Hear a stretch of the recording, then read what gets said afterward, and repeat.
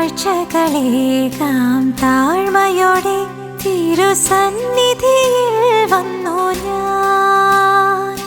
കാഴ്ചകളേകാം താഴ്മയോടെ തിരുസന്നിധിയിൽ വന്നു ഞാൻ. നൈവേദ്യമായി